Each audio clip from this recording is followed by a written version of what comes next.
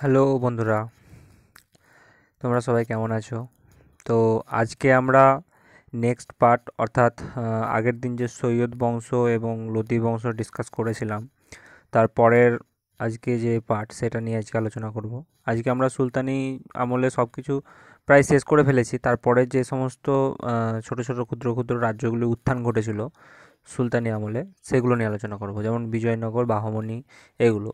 ঠিক আছে, তো মোস্ট ইম্পর্টেন্ট প্রশ্নগুলো লাস্টে ডিসকাস করব। তোমরা অবশ্যই ধৈর্য ধরে ভিডিওটা গোটাটাই দেখবে, দেখার চেষ্টা করবে।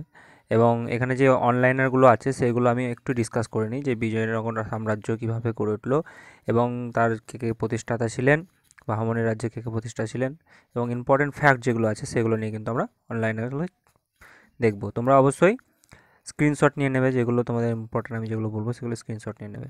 ঠিক আছে, তো চলো স্টার্ট করা যাক। তো দেখো, দ্য বাহমনি কিংডম প্রথমে কি বলছে, যে মোহাম্মদ বিন তুগলকের রাজত্বকালে 1347 খ্রিস্টাব্দে দাক্ষিণাত্যে হাসান বা জাফর খাঁ নেতৃত্বে বাহমনি নামে একটি স্বাধীন রাজ্য প্রতিষ্ঠিত হয়।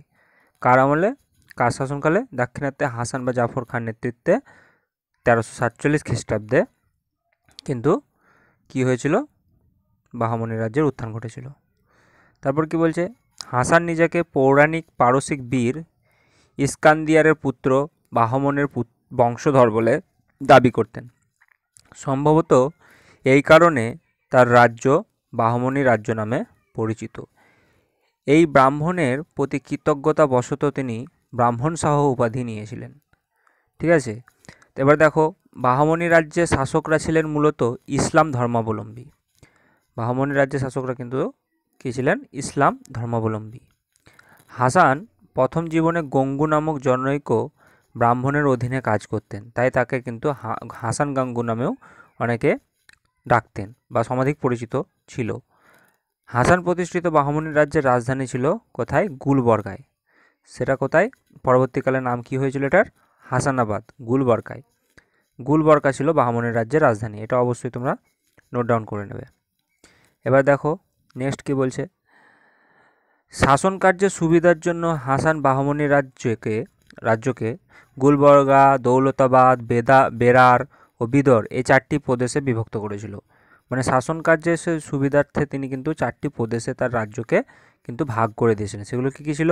একটা ছিল গুলবর্গা, একটা ছিল দৌলতাবাদ, একটা ছিল বেরার, একটা ছিল বিদর। ঠিক আছে, তারপরে কি বলছে, হাসান বা বাহমন শাহের পুত্র প্রথম মোহাম্মদ শাহের আমলেই রায়চুর, দোয়াব ও মারাঠা অঞ্চলের আধিপত্য নিয়ে সর্বপ্রথম বিজয়নগর বাহমনি রাজ্যে সুদীর্ঘ সংগ্রামের সূত্রপাত হয়। মানে বিজয়নগর ও বাহমনি দুটোই কিন্তু আলাদা রাজ্য ছিল। হ্যাঁ, বিজয়নগর সাম্রাজ্য একটা আলাদা মানে রাজা ছিল, ওদের হিন্দু রাজ্য, আর এটা কিন্তু মুসলিম রাজ্য, তাদের মধ্যে একটা সংঘাত লেগেই থাকতো। এরপর আলাউদ্দিন, মুজাহিদ শাহ, দাউদ শাহ ও দ্বিতীয় মোহাম্মদ শাহ বাহমনি সিংহাসনে বসেন। এরপরে দেখো কি বলছে, এরপর বাহমনি রাজ্যের সর্বশ্রেষ্ঠ সুলতান কে ছিলেন? তাজউদ্দিন ফিরোজ শাহ। তিনি যুদ্ধ বিজেতা ছাড়াও আইন ধর্মশাস্ত্রে পণ্ডিত ছিলেন। উদ্ভিদবিদ্যা, চিকিৎসাশাস্ত্র, অর্থশাস্ত্র প্রতি তার কিন্তু আগ্রহ ছিল। তিনি ফার্সি, আরবি ছাড়াও তামিল, তেলেগু ও মারাঠি জানতেন। এরপরে দেখো, বাহমনি সুলতান আলাউদ্দিন শাহের পুত্র হুমায়ুন শাহ ছিলেন অযোগ্য, অত্যাচারী, রক্তলোলুপ সুলতান। তিনি জনগণের নিকট জালিম নামেও পরিচিত ছিলেন। তাহলে এটা আসতে পারে যে জালিম নামে কে পরিচিত ছিলেন? তাহলে কিন্তু আলাউদ্দিন শাহের পুত্র হুমায়ুন শাহ। আলাউদ্দিনের পুত্র মাহমুদ গাওয়ান ছিলেন বাহমনি সুলতান তৃতীয় মোহাম্মদ শাহের মন্ত্রী। তারপর কি বলছে, তৃতীয় মোহাম্মদ শাহের সুযোগ্য মন্ত্রী মাহমুদ গাওয়ানকে প্রাণদণ্ড দেন 1481 খ্রিস্টাব্দে। সব কিন্তু করার দরকার নেই, আমি যেগুলো দাগ দিয়ে দিচ্ছি সেইগুলোই কিন্তু তোমরা করবে। ঠিক আছে, মাহমুদ গাওয়ান বিদরে একটি বিখ্যাত মাদ্রাসা স্থাপন করেন। তারপরে নেক্সট দেখো, এইটা মোস্ট ইম্পর্টেন্ট, এটা তোমরা কিন্তু করবে। আলাউদ্দিন বাহমন শাহ হলেন ভারতবর্ষীয় শাসকদের মধ্যে প্রথম যিনি জিজিয়া কর তুলে দিয়েছিলেন। তাহলে জিজিয়া কর কে তুলে দিয়েছিলেন যদি আসে ভারতবর্ষের শাসকদের মধ্যে, তখন তোমরা বলবে আলাউদ্দিন বাহমন শাহ। এবার বাহমনি বংশের শেষ রাজা, দেখো বাহমনি বংশের শেষ রাজা কে ছিলেন? কলিমুল্লাহ। 1527 খ্রিস্টাব্দে তার মৃত্যু হলে বাহমনি বংশের পতন ঘটে।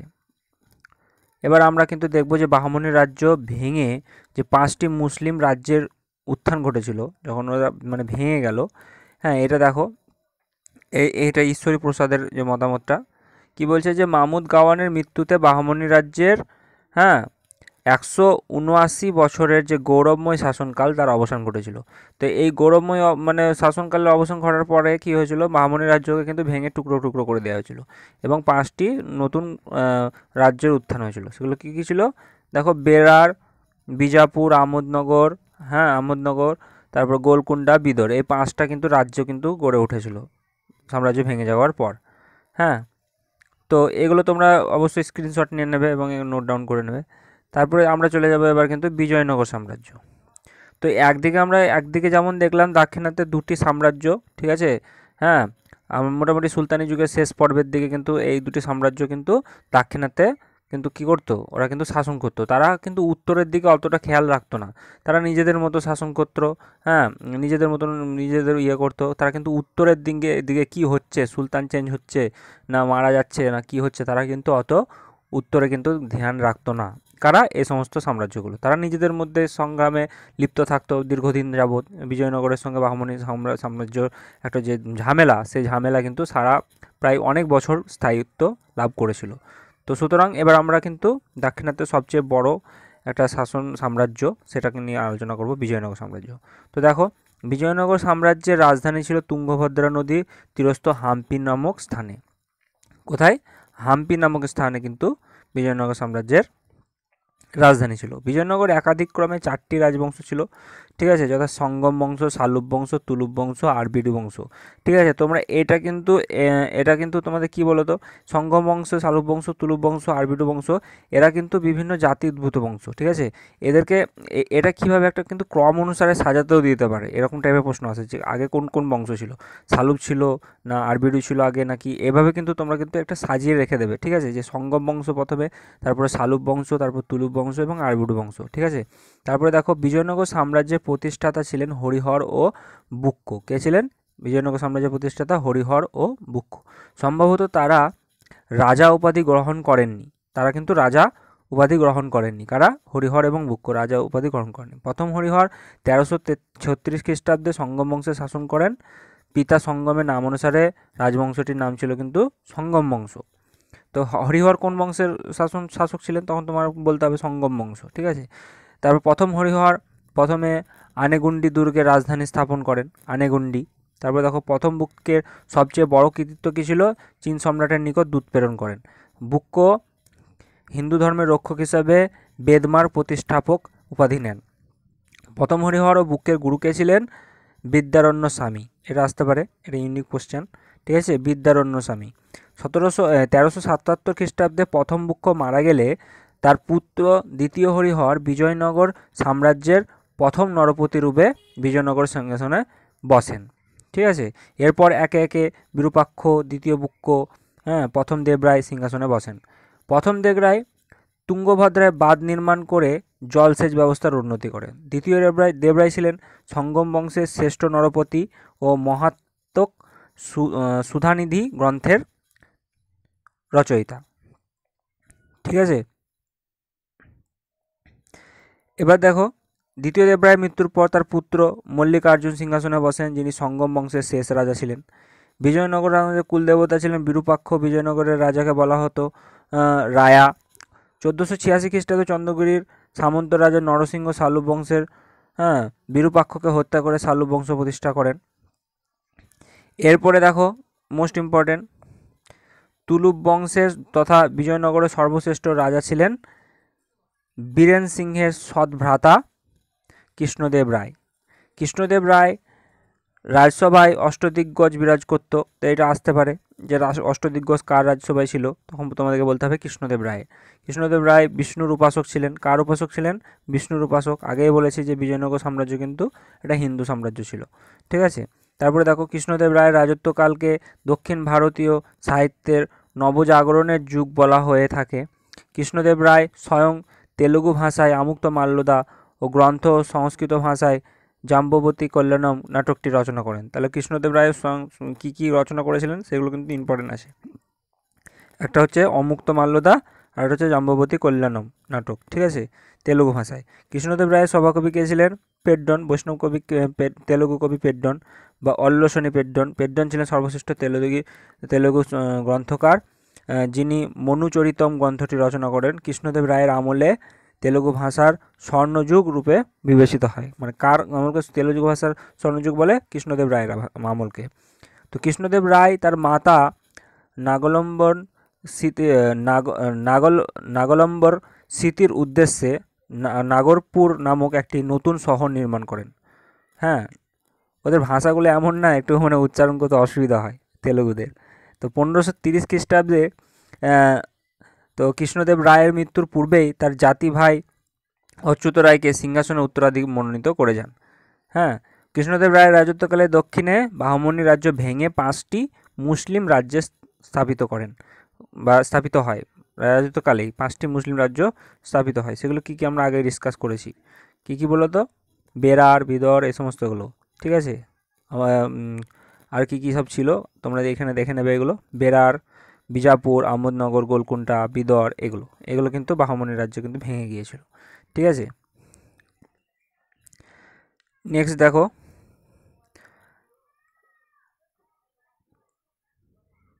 আব্দুর রাজ্জাকের মতে বিজয়নগর সাম্রাজ্যের 300 বন্দরের অস্তিত্ব ছিল। কত? 300 বন্দরের, যার মধ্যে প্রধান বন্দর ছিল কালিকট মালাবার উপকূলে। বিজয়নগরের রাজারা বরাহ নামক মুদ্রা প্রবর্তন করেন। তাহলে বরাহ নামক মুদ্রার প্রচলন কারা করতেন? বিজয়নগরের রাজারা। বিদেশি পর্যটক এই অন্যতম বিখ্যাত স্বর্ণমুদ্রার নাম দেন ব্ল্যাক প্যাগোডা বা প্যাগোডা নাম শুনেছি তোমরা অবশ্যই, প্যাগোডা। তো এই হচ্ছে তোমার বিজয়নগরের মোস্ট ইম্পর্টেন্ট অনলাইনার। তোমরা অবশ্যই যারা নতুন ভিডিওতে তারা অবশ্যই কিন্তু চ্যানেলটা সাবস্ক্রাইব করতে ভুলবে না, ঠিক আছে, এবং লাইক করতে অবশ্যই ভুলবে না। তো দেখো, এগুলো আমরা কিন্তু ডিসকাস করলাম শুধু অনলাইনারগুলো। এবার কিন্তু আমরা ভিডিওর নিচে কিন্তু আমি অবশ্যই প্রথমে বলেছিলাম ফার্স্টে যে ইম্পর্টেন্ট কোশ্চেনগুলো নিয়ে আলোচনা করব। তো যা তোমরা ভিডিওটা অনেকটা লেন্দি হয়ে যাচ্ছে, ঠিক আছে, তবুও আমি বলবো ধৈর্য ধরে একটু দেখো। হ্যাঁ, কারণ ইম্পর্টেন্ট কোশ্চেনগুলো আলোচনা করা কিন্তু খুবই দরকার। তো দেখো, প্রথম প্রশ্ন বাহমনি রাজ্য থেকে। দেখো, বাহমনি নামক স্বাধীন মুসলমান রাজ্যটি কে প্রতিষ্ঠা করেন? স্বাধীন মুসলিম রাজ্যটি কে প্রতিষ্ঠা করেন? অপশন নাম্বার বি, মুজাহিদ শাহ। নাকি? সরি, এখানে কিন্তু মুজাহিদ শাহ হবে না, আমার এখানে অপশনটাতে আমি দেখতে ভুল হয়েছে। হ্যাঁ, আলাউদ্দিন বাহমন শাহ। আলাউদ্দিন বাহমন শাহর প্রকৃত নাম কী ছিল? আলাউদ্দিন বাহমন শাহর প্রকৃত নাম কী ছিল? হাসান গঙ্গু, ঠিক আছে। হিন্দু কথাটি সর্বপ্রথম যাদের লেখমালায় উল্লেখিত আছে তারা হলেন কারা? অপশন নাম্বার ডি, বাহমনি রাজ্যের। ওদের লেখমালায় কিন্তু আমরা হিন্দু কথাটি সর্বপ্রথম জানতে পারি।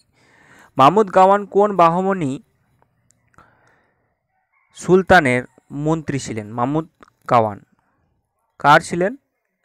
অপশন নাম্বার বি, তৃতীয় মোহাম্মদ শাহের, ঠিক আছে। তারপরে নেক্সট কোশ্চেন দেখো, মাহমুদ গাওয়ানকে কে মৃত্যুদণ্ড দিয়েছিলেন? মাহমুদ গাওয়ানকে মৃত্যুদণ্ড দিয়েছিলেন তৃতীয় মোহাম্মদ শাহ। তৃতীয় মোহাম্মদের রাজত্বকালে কোন রুশ পর্যটক বাহমনি রাজ্য পরিভ্রমণে আসেন? তো পরিভ্রমণে এসেছিলেন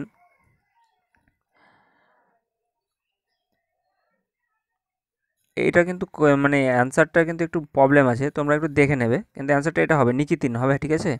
অ্যান্সারটা মানে প্রথমে এটা ভুল আছে, অথনসিয়াস নিকিতিন, এটা কিন্তু আমার কিন্তু ডাউট লাগছে, ঠিক আছে। তোমরা অবশ্যই একটু দেখে নেবে এটা কি হবে। তালিকোটার যুদ্ধ কবে অনুষ্ঠিত হয়? তালিকোটার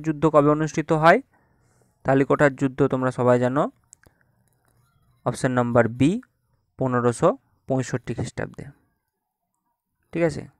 বাহমনি সাম্রাজ্য কয়টি ভাগে বিভক্ত হয়ে গিয়েছিল? 5টি ভাগে। বাহমনি সাম্রাজ্য কত সালে প্রতিষ্ঠিত হয়? বাহমনি সাম্রাজ্য কত সালে প্রতিষ্ঠিত হয়? অপশন নাম্বার বি 1347 সালে। কোন নদীর তীরে বিজয়নগর সাম্রাজ্য অবস্থিত ছিল? একটু আগে বললাম আমরা, তুঙ্গভদ্রা নদীর তীরে। বিজয়নগর সাম্রাজ্যের প্রতিষ্ঠাতা শাসক বংশের নাম কি ছিল? প্রতিষ্ঠাতা শাসক বর্গের নাম ছিল সঙ্গম বংশ। Option number D.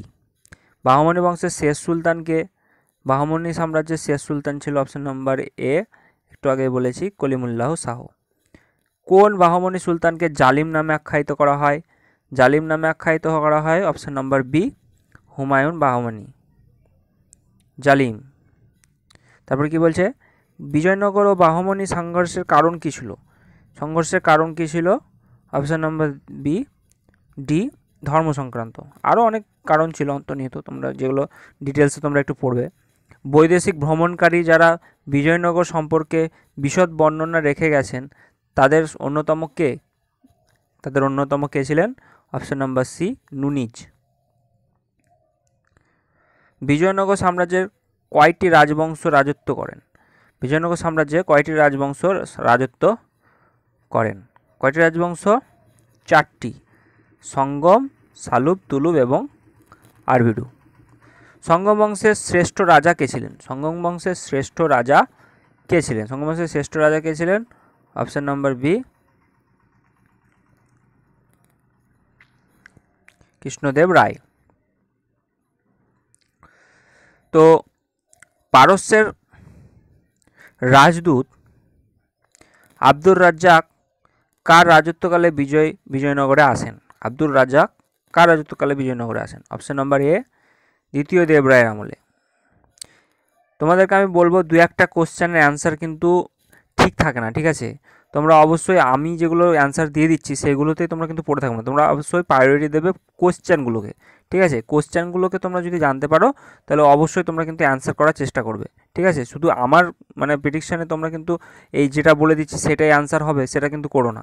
আমার 2-1টা অ্যান্সার কিন্তু ভুল থাকতেই পারে, ঠিক আছে? তোমরা অবশ্যই এগুলোকে কিন্তু পারফেক্ট কোনো গুগল থেকে হোক বা কোথাও থেকে হোক তোমরা কিন্তু অবশ্যই সার্চ করে অ্যান্সারটা কিন্তু জেনুইন করেই তোমরা কিন্তু নোট ডাউন করবে, ঠিক আছে?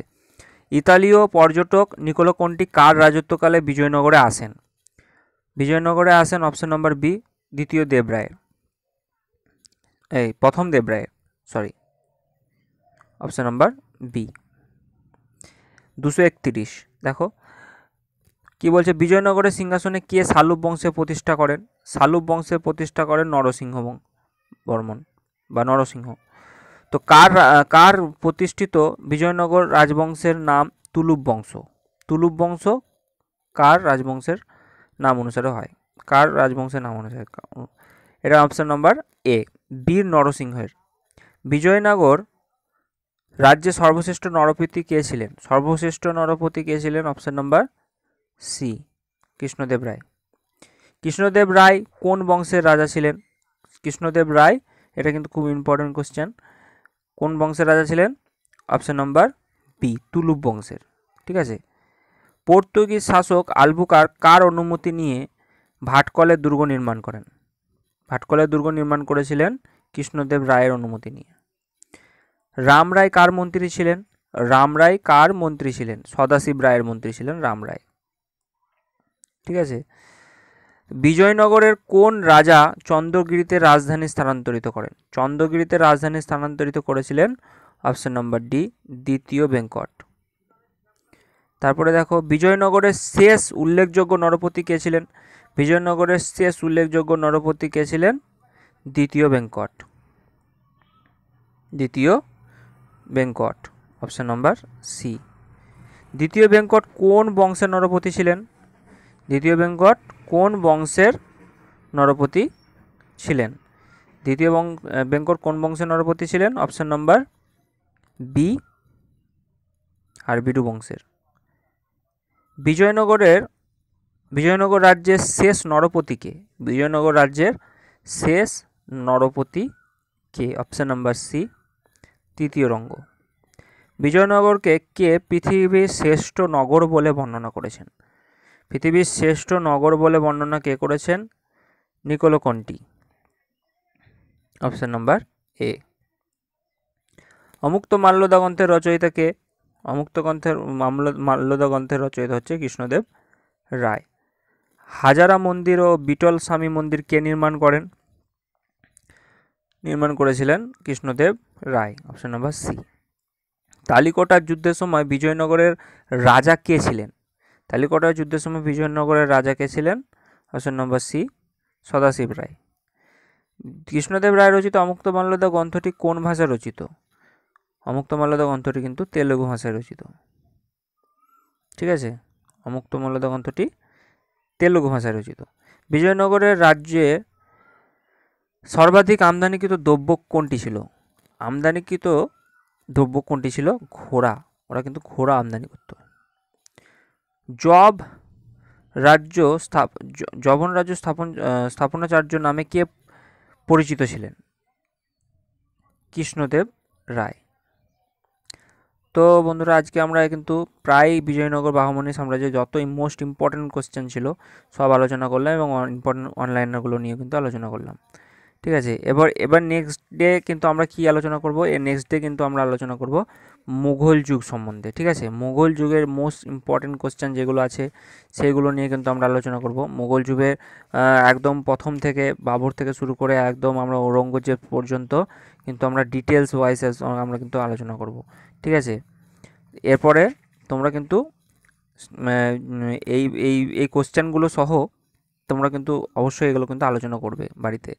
ঠিক আছে, তো আজকের মতো এইটুকুই। তোমরা যারা অবশ্যই নিচে কমেন্ট করে জানাবে যে ভিডিওগুলো কেমন হচ্ছে। ঠিক আছে, এবং অবশ্যই শেয়ার করবে ভিডিওটা, অবশ্যই সাবস্ক্রাইব করবে যারা নতুন। ঠিক আছে, বাই।